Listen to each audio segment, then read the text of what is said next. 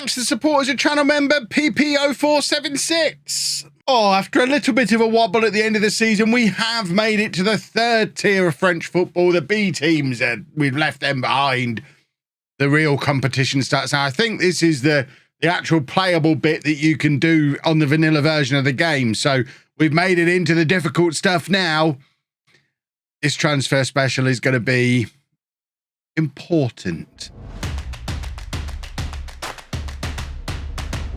Hello and welcome to part 15 of the Tour de France. I'm Kevin. Coming up on today's episode, we have our season review and transfer special off the back of another promotion season, albeit a promotion season that this time did not include a trophy, as we did finish second behind the Rennes B team, who couldn't get promoted, so we got to go up in their place. Love a bit of backdoor Kev, love promotion by default. To be fair, of all the other teams that got promoted, I think we did finish highest up in our respective leagues. Some of those leagues were top 4 or 5 places, all B teams. The French league structure, very, very silly. Signing of the season goes to Theo Her, 26 goals from 29 appearances on a 7.72. Doesn't necessarily tell the full story of his season. He started very, very well, was fantastic until this injury. As you can see, after the injury, he was never quite the same. 6.4, 6.6, 6.4. This does coincide with when we were rubbish. Were we rubbish because he got rubbish, or is he rubbish because we were rubbish? It's very difficult to say. He got an assist in that game, picked up another knock, and actually only scored 1 goal in, 7-8 games after his 5-match injury layoff. So definitely need to keep an eye on him. Hopefully, a pre-season under his belt, he'll be back firing again for us this coming season. But it is a potential worry for us. How do we get back into the season review? There we go. Results-wise, we were supposed to... It still doesn't show the league on there. It only shows the cup. Well, we got to where they wanted us to get to, so they're happy with the cup. I don't know why the league doesn't show on there. It never has. Our biggest win was 13-1 in said cup. Certainly playing all those cup games early on, it was like playing a fitness friendly between every match. We were going every other match. Cup game that went like this, then league game. It's no wonder we were in such storming form in the league, because the league form was always surrounded by these massive cup victories. So it was definitely a help. I suspect we won't get that again this season, because presumably we will now be entering the cup a little bit later on. Revenue-wise, we upped our sponsorships ever so slightly. We talked about that in the last transfer window. We did actually get that big sponsorship deal extended, despite it being down in the 4th tier. No broadcast money at all, though, down at our level, although we did increase corporate competition prize money and match day revenue, all because we had a better cup run this year than we had the year before. It's all this money stuff is all linked to cup runs at this stage. Buzrara still sells more shirts than anybody else, which is interesting because he barely played this season. And this was our team of the year. So Goda in goal, a back four of Tanard, Boyd, Barrett and Abdallah. Gotan, Perron, Godan and Babai in midfield, and then Her and Tutu up front. As you can see, Tutu very nearly catching up with Her for the goal scorers charts as well over the course of the season. Good to see as well a couple of our homegrown boys through the youth team, Boyd and Gotan, both making it into the team of the year. Hopefully a sign of things to come. Player of the year is a clean sweep for Theo Her, only 23. So he won the player of the year, the young player of the year, and the signing of the season. Vaquero got goal of the season in one of the rare moments he could stay on a pitch when he wasn't suspended or injured. Still only 16 though. He's full of promise. That's why we keep giving him extra chances. Theo Her, top scorer. Godan, most assists. Her also got most man of the matches and top average rating. So we'll forgive him for falling off the boil a little bit at the end of the season.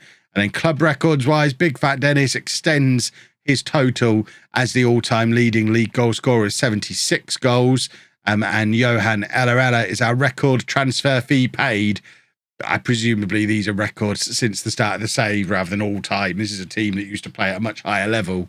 And we didn't really use him either. So hopefully that's a lesson learned going into this summer. Don't spend money on 27-year-olds when you've got all this talented youth at the club, and you just don't need to bring those players in, because we'll use a young player in their place.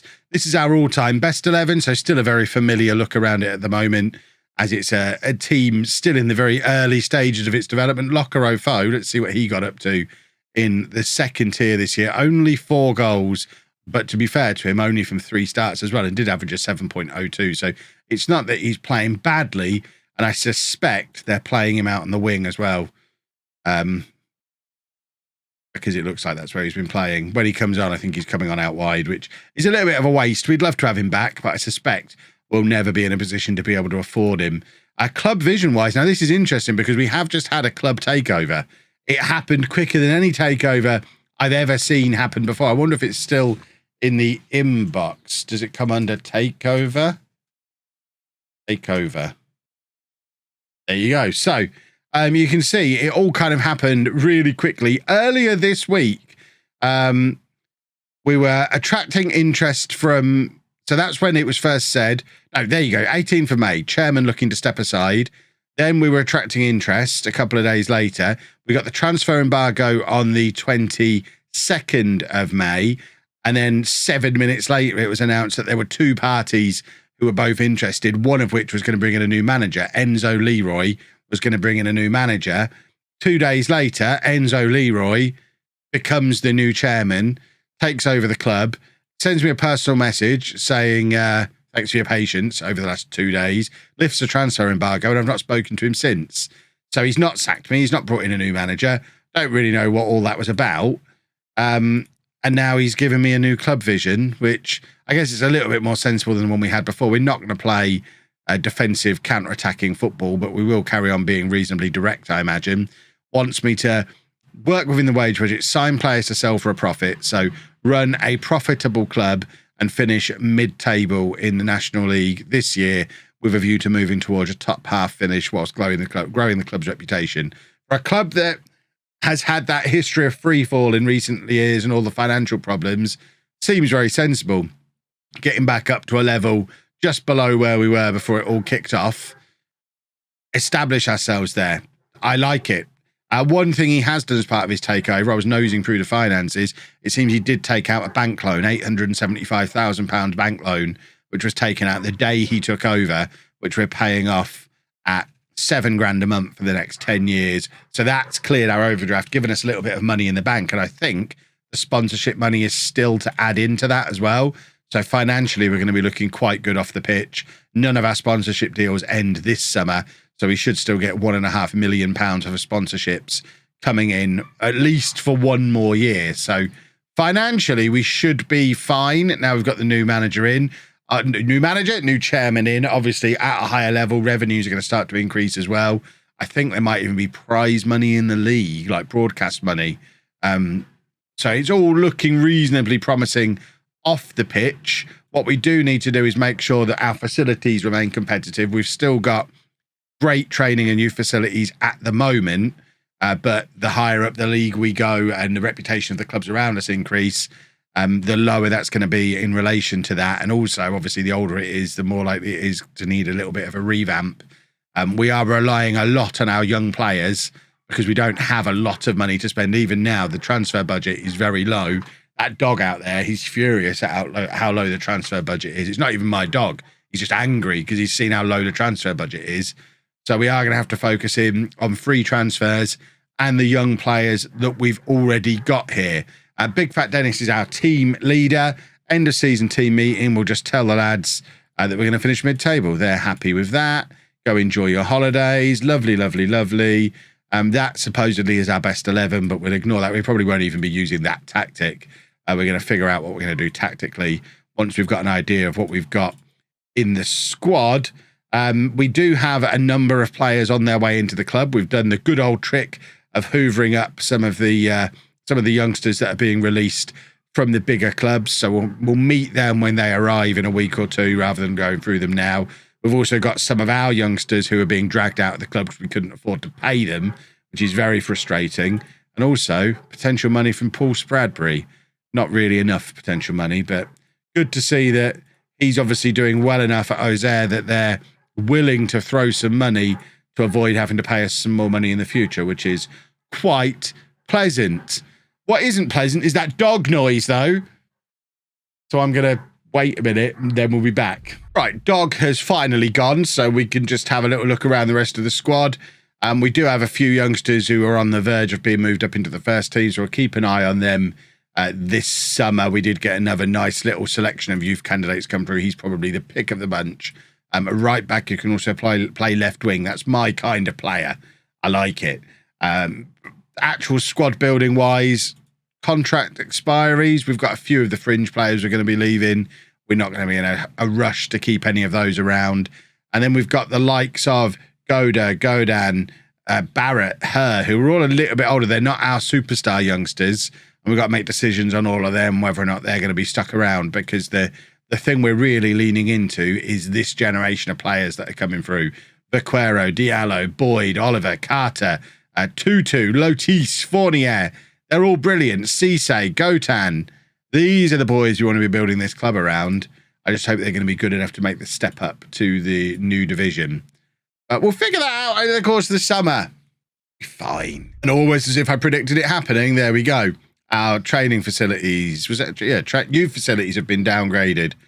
So our youth facilities are now down to being good. So if we are relying on youngsters, we do need to keep an eye on this and make sure that we are still able to churn out the good youngsters. As heartbreaking as it is, Big Fat Dennis has just come to me and said he wants a new challenge. At 28 years old and is a 3-star current ability, 3-star potential ability striker, who realistically is 3rd or 4th choice at a club where we're likely to be playing with 1 striker this season. I've said, fair enough. He's handed in a transfer request. We're going to offer him out. We might be saying goodbye to Big Fat Dennis. I'll miss him, but we've got to be financially sensible. We're building a squad for tier 3, not for tier 6. We might be saying goodbye to a hero. Right, the youngsters that we'd brought in from the big boys have all arrived. Fingers crossed, all with this 5-star potential. Usmani taught. What is going on with that dog? I'm shutting my window. I'm just going to sit here and sweat because my neighbours are inconsiderate scumbags. Usmani Toure is a centre-back, 6'2", can also play left-back, 2-star current ability, 5-star potential. He comes in from, that's Lille, isn't it? It is Lille. Look at me knowing French. Mathis Di Carvalho is a 19-year-old defensive midfielder only with the 3.5-star current ability. Not so much good. He's in from Lyon. Teo Barisic, only 4-star. This isn't what we were hoping for. We were hoping these were all going to be 5 stars. Hang on, this guy's Croatian. French second nationality. I always knew Kev would have a get-out clause. He's another one who's in from Lyon. Emran Soglo is a left winger with only 3-star current ability. I mean, we got one good one by the looks of it. And Abdallah Nouri is an attacking midfielder with... I mean, you know what? We've got to stop doing this because our own youngsters are better than most of them. But I guess if Toure ends up being a starter, if he ends up being really good, I don't mind that so much. Bring in 5, one of them ends up any good. That's a decent hit rate for these players who've cost us nothing. They're all only in on 1-year contracts on very low salaries. So I guess it's fine. Commercial summary, we've taken on a new sponsorship. That's nice to see. Why is sponsorship revenue? Oh no, that was last year we took on a new sponsorship, I was going to say. And now we've got our scouting budget is in again, so we can scout our own league. We've now got all that lovely money in the bank. And yeah, there is no new sponsorship. That was just a summary of what had happened last year. We already knew that from the season review. Right. Squad-wise, there's a lot of them. Obviously, there's loans in there that are going to be leaving. There's players whose contracts are going to be expiring, but we need to shift some of these lot out before we start bringing people in, I think. So that's my next job. Well, we've made it through to the 1st of July. We have done some transfers as well along the way. We said we were looking to clear some of the dead wood out. We're definitely doing it. Tarek Dumas has gone to Bastia for £9,500. Usmana Amimi's gone to Rodez for $6,000. We've sent a couple more youngsters out on loan. Tristan McDonald's gone out on a season-long loan. We've let Johan Ella has gone to Sirang in Belgium for the same price we signed him for last year. So he's gone back to where he was actually successful before he came to us, because he was having a lovely time over in Belgium. And now he's gone back there. So we didn't lose any money on him, which is nice. We did lose some of our youngsters that we talked about a couple of episodes ago, which is less nice. These were players we couldn't afford to give contracts to, which is unfortunate and a situation we don't want to get ourselves in again. But it means that with that and with a few other players who've got on the transfer list, moved down to the not the under 23s, the B team, like Buzrara, for example, I'm trying to get rid of. So at the moment, he's on the transfer list and in the B team. He just didn't get the job done last year. Loans have gone back as well. It means we're left with this first team squad of 19 people. We do have a couple of issues within this as well. Gabriel Tutu, the most notable one, he's out of contract at the end of the season, doesn't want to sign a new one without having a match highest earner clause, which obviously, as it's a 3-year deal, I don't want to give someone a match highest earner clause and potentially have to be paying a tier 3 player £30,000 a week in the top flight just because he was here for a long time. So that's a potential issue. There's a few other contracts that are going to need extending as well. The likes of her.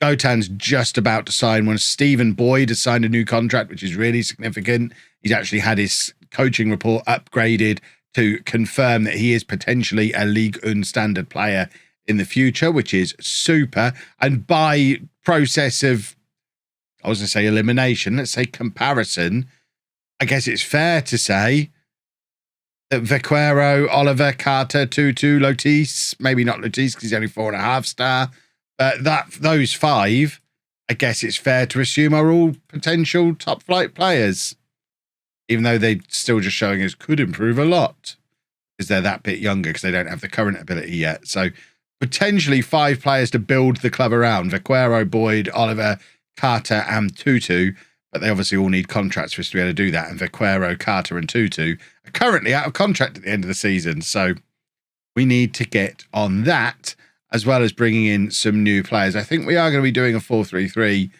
this coming season. We're going to be a little bit more conservative with our plan. Now we're playing at a higher level. The board think we're a mid-table side. Exciting that not the board, the media think we're a mid-table side. Excitingly, Tutu is the best striker in the league. Really would like to extend that contract, please. We'll try and figure that out. But in the meantime, it's the 1st of July. You know what that means. Free transfers ahoy. Let's see what's out there for us. So we have a bunch of new faces, first of which is not a new face at all. He's quite familiar. Nazim Babai, who was here last season on loan from our parent club, Monaco, was released by them in the summer and has made his stay permanent. 3-star current ability, 4.5-star potential. If you ignore Tutu, who can play everywhere, he is the best right midfielder we have at the club. We also now have a new goalkeeper, Anthony Mandrea, 3-star current ability. So just a smidgen better than Goda, who's dropped down to a 2.5-star current ability. I'm not necessarily writing Goda off and replacing him, but we've got a guy who has got previous for playing at this level, played 32 games at this level back in the 2020-21 season, has got experience in Ligue 1, was playing down in the same league as us last year, although he only made 4 appearances for the Angers B team, which is not ideal. So I'm not necessarily committing to him as our starting goalkeeper. He'll compete with Goda for the starting spot. We have one of a couple of players who've come in from Paris Saint Germain. Young centre-back Shadil Delest is a centre-back, 3-star current ability, 4-star potential ability.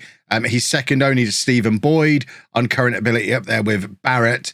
Potential League 2 standard player. And he was on loan in this league last year, played 16 games, and has been playing for the Paris Saint Germain B team on occasion as well in the division below that.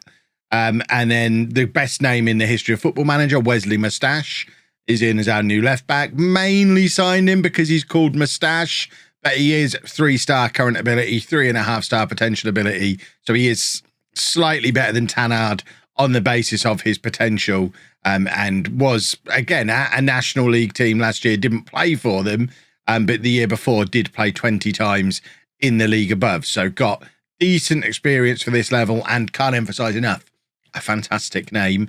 Wilson Odebert is a left winger. We've brought in Babai to be to continue as our right winger, and we have a proper out-and-out left winger. This is the other guy from Paris Saint Germain, 3-star current ability, 5-star potential. Again, second only to Tutu on the left wing, and was playing for the PSG second team last year. And then finally, Gassal Traore is a new central midfielder, 3-star current ability, 3.5-star potential, better than anyone else we've got in central midfield. And he was playing for Amiens in the league above us last year, albeit only as a fringe player, but plenty of experience for him. That just about maxes out our wage budget. So to be able to do any more, we're going to have to do some shuffling around, maybe get some players out of the club. I think what we need to do first is just terminate all of these trials so we can have a proper look at what we're actually dealing with. I have brought Perron and Buzrara back up into the first team squad because we've had no takers for them. So we may as well use them. They're going to be fine sitting on the bench. We're not necessarily going to be starting either of them, but to have them sat on the bench, I can cope with that. We also probably don't need 4 goalkeepers in our first team squad, but that gives us a squad of 26. And if we have a look at our strength in depth, 2-2, it becomes a much higher priority that this guy gets a new contract as soon as he's willing to open talks, because he is clearly developed into the best player at the club, which is a little bit odd because he wasn't last season. He's now the best left winger in the league. Whoever that is, Grenoble have got a striker who's better than him, supposedly. But he is still our one contribution to the Dream 11. You can see our transfers have moved us up to 6 favourites for promotion, which is a nice position to be in. But with Tutu and her fighting it out for the starting striker spot, Tutu obviously able to play out on either side as well. So we'll probably start with her, Tutu on one wing. And then we've got Babai. Where's the lad from Paris Saint Germain? I think we need to move some players up from the B team here. So yeah, he needs to come up into the first team squad. He probably needs to come up into the first team squad as well with 2.5 stars of ability. So that should, so we've got Odebert who can play that side. Babai can play that side. Tutu will be the other one with those two fitting in there. So we've still got Gotan and Costas knocking around who can be backups, young players with potential. Gotan still only 18, 3-star, 4-star. Costas only 21, 2-star, 3.5-star.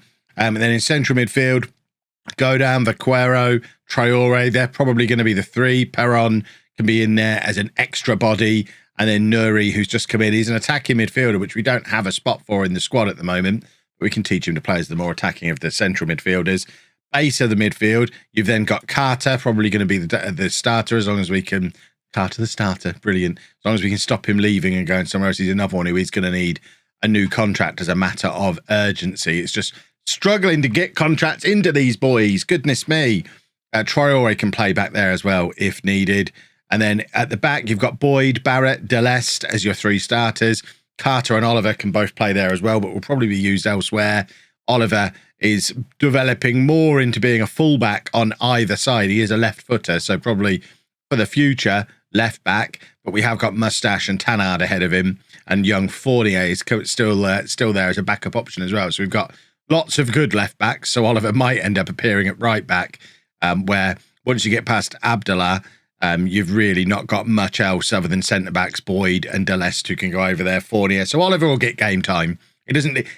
Anyone who watched the Greek Odyssey with Apollon will remember Kalapetas. He is absolutely the Kalapetas of this save. He can play anywhere across the back 4.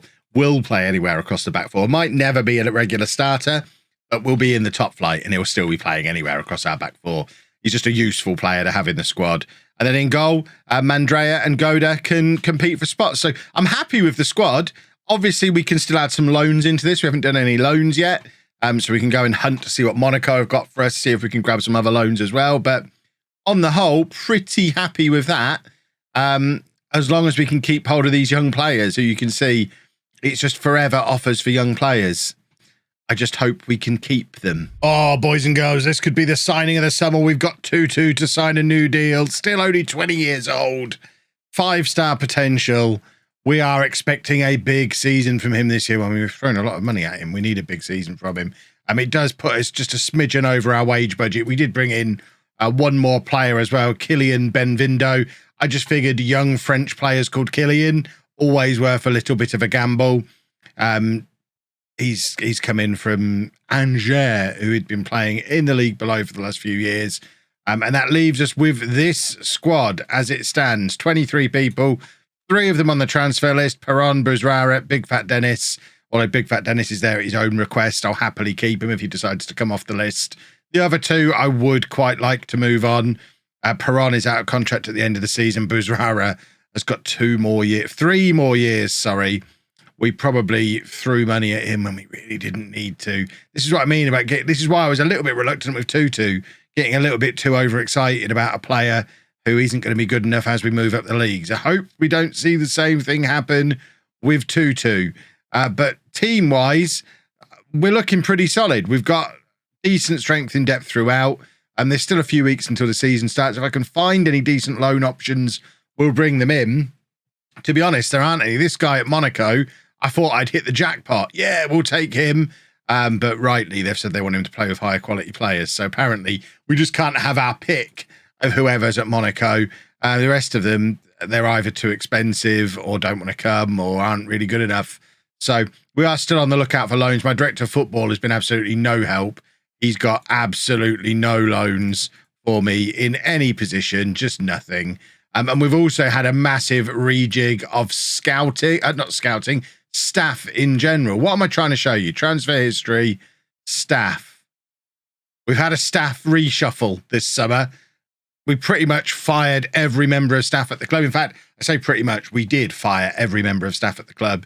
And I actually had to manage a couple of preseason friendlies myself because I had no staff to allocate it to. Thankfully, we've got some in now. We're still not looking great, but we are looking better than we were. We're really a coach short, because for us to have an assistant manager, a coach, and a fitness coach means we can't have a goalkeeping coach, which is a long way from ideal. We're still trying to bring in one more scout, but the staff situation is looking a lot stronger than it was at the start of the summer. So the plan now, couple more weeks, play a couple more friendlies, thankfully that I don't have to be in charge of, and then hope that we can find some loans sooner or later, just to plug any gaps that we've got in the squad. We could probably do with another midfielder. We could probably do with another winger. They're all nice to haves. I'd be happy going in with this squad if we had to. Well, no joy finding any loans, so we're going into the season with the squad we just looked at. We've still got a week to go before deadline day, so I'm kind of hoping at this point my director of football will sneak in a loan or two the way they often do, because I can't find anyone. There's just nobody. I mean, you can see we're looking, and most of them just aren't good enough to improve us. And the ones that are, we can't afford or can't get. So this is what we're going with. And it is a new look system. We are going with the 4-3-3 that we started messing around with towards the end of last season. It is a different version of it. We've had a fiddle around with some of the tactical bits and bobs over the course of the summer. And I think that is a strong looking team. The media, I think it's a team that could finish 7th. We actually do have 2 automatic promotion spots and a playoff this season. We're down to just there being the 1 league at this level. So the playoff is with the team that finishes 3rd bottom of the league above. So there's a chance. There's more opportunity to get promoted out of this league, but some very strong teams in this league as well. And as far as the Dream 11 goes, we've got the one player who's a superstar in the shape of Tutu. And our next best player is Boyd down there a bit. So yeah, we shall have to see. But of course, all of that we will find out on Monday when we play our first game of the new season. If you are about Comic-Con this weekend in London, by the way, say hello. I'm there all weekend. I'm there right now as this video comes out. So say hello. I like it when people say hello. But other than that, I will see you on Monday. If you have enjoyed this video, please make sure you leave a nice big thumbs up on there for me. Subscribe to the channel for daily Football Manager videos. And thank you very much for watching.